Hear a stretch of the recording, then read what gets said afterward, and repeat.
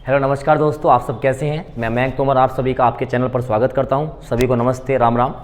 और जैसा कि हमने अपनी सीरीज स्टार्ट की और कल हमने अपना एक पूरा 100 क्वेश्चन यानी हमने अपना पूरा शतक पूरा कर लिया, सेंचुरी पूरी कर ली है। उसी संदर्भ में हम अपना आज लेक्चर स्टार्ट करेंगे और आप लोगों का जो प्यार मिल रहा है उसको थोड़ा सा और बढ़ा दीजिए। अपने जो आपके सोशल मीडिया अकाउंट्स हैं उस पर ज़रूर एक बार वीडियो को आप शेयर करें, क्योंकि आप लोगों के प्यार से ही हम इतना मोटिवेशन मिलता है कि हम आगे काम कर पाते हैं। ठीक है ना। तो आप लोगों से यही उम्मीद है कि एक बार लाइक ज़रूर किया करें, एक बार सब्सक्राइब भी कर दें, क्योंकि 40% लोग अभी अनसब्सक्राइब्ड हैं जो हमको देखते हैं। तो आप लोगों से रिक्वेस्ट है, प्लीज़ यार सपोर्ट करो। ठीक है ना। आपके सपोर्ट से हम आगे बढ़ पाएंगे। ठीक है, चलिए। तो 101 आज हम क्वेश्चन से हम अपना स्टार्ट करने वाले हैं बेटा, और उम्मीद करते हैं आप लोग अपनी कॉपी मेंटेन करके चल रहे होंगे और उसके हिसाब से ही आप लोग देखेंगे कि हम क्या कर रहे हैं। ठीक है ना। चलिए, तो कितने क्वेश्चन होते हैं आप मुझे ज़रूर बताया करें। 101, Which of the following state government has announced the 35% reservation for women in government jobs. सरकार नौकरियों में 35% किस राज्य ने आरक्षण देने का वादा किया बेटा। बहुत इंपॉर्टेंट क्वेश्चन रहने वाला है। ये किया है आपका मध्य प्रदेश ने। Madhya Pradesh is the state. Number 2, who among the following was the founder of Pal dynasty. Pal वंश का संस्थापक कौन था। तो आपको पता है पाल वंश का संस्थापक कौन था, गोपाल था। और इसमें सबसे जो महान राजा था वो कौन था, धर्मपाल था, जिन्होंने तक्षशिला विश्वविद्यालय की स्थापना भी करवाई थी। ठीक है ना। Number 3, in which of the following state Amaravati stupa is located. Amaravati स्तूप निम्नलिखित में से किस राज्य में स्थित है। तो आपको पता होना चाहिए अमरावती आपके आंध्र प्रदेश राज्य में स्थित है, और आंध्र प्रदेश की कैपिटल भी क्या होने वाली है, अमरावती होने वाली है। ठीक है ना। चलेंगे आगे। Next, number 4, who was the last ruler of Nand dynasty. Nand dynasty का अंतिम शासक कौन था। तो आपको पता है घनानंद। घनानंद जो है अंतिम डायनेस्टी था। घनानंद का ही वध करके जो हमारे चंद्रगुप्त मौर्य थे उन्होंने मौर्य वंश की स्थापना की थी। ठीक है ना। नंबर 5, अकबर के काल में शुरू हुई मनसबदारी प्रणाली को कहाँ से लिया गया है। The मनसबदारी system introduce during the period of the Akbar was borrowed from. तो ये हमने ली थी मंगोलिया से। मंगोलिया एक देश है, ठीक है ना। तो मंगोलिया से ली थी हमने। क्या ये रूस और चाइना के बीच में पड़ता है मंगोलिया। आप अगर कभी मैप पे जाके देखोगे तो यहीं से मनसबदारी प्रथा को हमने अडॉप्ट किया था। Nokrek national park is located in which state. Nokrek राष्ट्रीय उद्यान किस राज्य में स्थित है। तो आपको पता है नोकरेक कहाँ पर है, मेघालय में, है ना। नोकरेक तो मेघालय में सबसे ऊंची पहाड़ियाँ तो नोक बनी हुई होती हैं, नोक। तो नोकरेक कहाँ पर होगी, आपकी मेघालय में होगी। आप इसको ऐसे भी याद कर सकते हैं। ठीक है, चलिए। Number 7, power station is the largest nuclear power station in India. Power station Bharat का सबसे बड़ा परमाणु ऊर्जा का स्टेशन। तो आपको पता होना चाहिए ये आपका कुंडनकुलम है।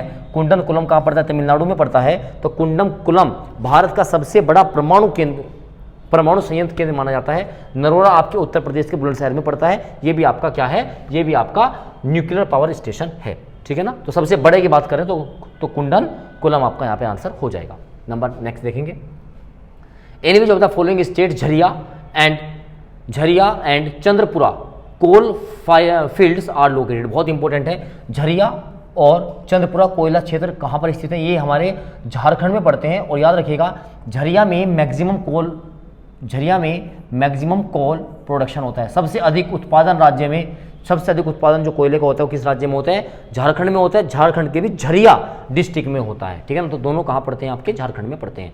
मूंगा रेशम के लिए कौन सा राज्यों में प्रसिद्ध है। तो मूंगा रेशम इसको अभी जीआई टैग भी मिला हुआ है।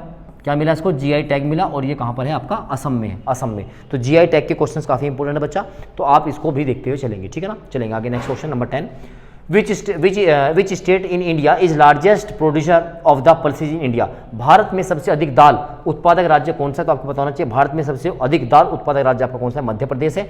मध्य प्रदेश के बाद नंबर लगता है उत्तर प्रदेश का। ठीक है ना। एक बार फटाफट लाइक कर दीजिएगा और सब्सक्राइब भी कर दीजिएगा। ठीक है ना। अब मुझे बोलना पड़ेगा आप लोगों को। नेक्स्ट क्वेश्चन देखेंगे। विपक्ष का नेता एक प्रकार का निकाय है। Leader of opposition is which type of body. तो ये कैसा एक निकाय है, ये आपका एक स्टैट्यूटरी बॉडी है, स्टैट्यूटरी पोस्ट है, यानी इसको बोलते हैं वैधानिक पद बोलते हैं। ठीक है ना। नेक्स्ट क्या है, निम्नलिखित में से कौन संसदीय निर्वाचन क्षेत्रों की सीमाओं का सीमांकन करता है। Who among the following markets the boundary of the parliamentary constituencies. तो ये आपका काम होता है परिसीमन आयोग जो अभी होने वाला है 2028 में। ठीक है ना। परिसीमन आयोग क्या करता है, संसदीय क्षेत्रों की सीमाओं का निर्वाचन करता है, किसको घटाना है किसको बढ़ाना है। ये सारा काम चुनाव आयोग नहीं करेगा, कौन करेगा, परिसीमन कमीशन करेगा, परिसीमन आयोग करेगा। Number 13, who among the following appoints जज of supreme court and high court in India. आपको पता है भारत में सुप्रीम कोर्ट यानी सर्वोच्च न्यायालय और उच्च न्यायालय के न्यायाधीशों की नियुक्ति कौन करता है? तो राष्ट्रपति करता है। राष्ट्रपति को ये शक्ति प्रदान की गई है। अगर हम बात करेंगे सर्वोच्च न्यायालय तो यानी सुप्रीम कोर्ट भारत के कौन से आर्टिकल में है? तो ये 124 में है। किस में है? सुप्रीम कोर्ट किस में है? आर्टिकल 124 में है। और जबकि हाई कोर्ट किस में है? 214 में, 214 में है। ठीक है, चलिए। द्वितीय पिछड़ा वर्ग आयोग को के रूप में भी जाना जाता है। The second backward classes commission is also known as, तो इसको जाना जाता है मंडल कमीशन। क्या जाना जाता है इसको? मंडल कमीशन जाना जाता है। तेंदुलकर जो कमेटी थी ये आपकी पॉवर्टी से रिलेटेड है। नेहरू आयोग, आपको पता है कि नेहरू रिपोर्ट बनी थी 1900 कब बनी थी? 28 में। ठीक है ना, चलिए। Dal badal in which amendment act anti defection provision is introduce, दल बदल निरोध का प्रावधान के संशोधन में स्टार्ट किया गया था। तो ये आपका दल बदल था आपका 52वां संविधान संशोधन अधिनियम, ठीक है ना, 1985 में। ठीक है ना, अब देखेंगे 42 वाले की बात करेंगे तो 42वां संविधान संशोधन क्या है? भारत का मिनी कॉन्स्टिट्यूशन कहलाता है। ठीक है ना, जिसमें समाजवाद, अखंडता जैसे शब्दों को जोड़ा गया, पंथ निरपेक्ष जैसे शब्दों को जोड़ा गया है ना। चलो 86वें संविधान संशोधन की बात करते हैं तो इसमें हमारे जो प्राथमिक शिक्षा है 6 से लगाकर 14 साल तक के बच्चों को, उसको हमने अपने फंडामेंटल राइट्स में अधिकार, जो मौलिक अधिकार है उसमें हमने जोड़ा गया है। ठीक है ना, तो ये 2002 में लागू हुआ था। तो खैर यहाँ पर बात करें तो दल बदल कानून, तो 52वां संविधान संशोधन आपका इंपॉर्टेंट है।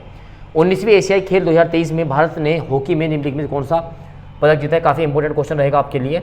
तो विच of the following medals did India win in the hockey at the 19th Asian games 2023? तो गोल्ड जीता था। आपके लिए कमेंट में क्वेश्चन रहेगा, बताएंगे 19वें एशियाई खेल 2023 कहाँ पर हुए थे। ठीक है ना, चलिए नेक्स्ट क्वेश्चन देखेंगे। विकलांग लोगों के लिए देश के पहले हाईटेक खेल प्रशिक्षण का उद्घाटन किस राज्य में किया गया है?